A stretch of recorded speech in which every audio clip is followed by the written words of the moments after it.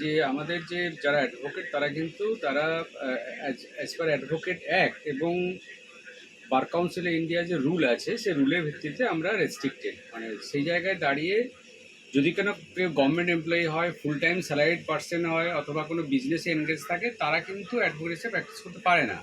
তো এক্ষেত্রে যে উনি আগে তার যে মেম্বারশিপ সেটা সারেন্ডার করেছিলেন কিনা সেটা একটা বিবেচ্য বিষয়।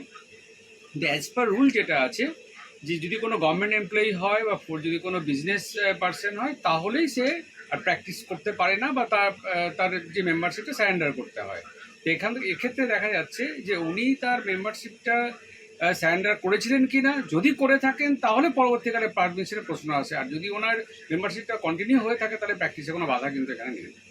মানে মুখ্যমন্ত্রী হয়ে তিনি সওয়াল করতে, মানে প্রাক্তন মুখ্যমন্ত্রী হয়ে তিনি সওয়াল করতে পারবেন সেই? বর্তমানে উনি কোনো পোস্ট হোল্ড করছেন না, কোনো গভর্নমেন্ট পোস্ট হোল্ড করছেন না, সেই কারণে কিন্তু একজন অ্যাডভোকেট হিসেবে যদি এনরোলমেন্ট থাকে এবং সেটা যদি কন্টিনিউয়েশন থাকে তাহলে সেখানে প্র্যাকটিসে কিন্তু কোনো বাধা নেই।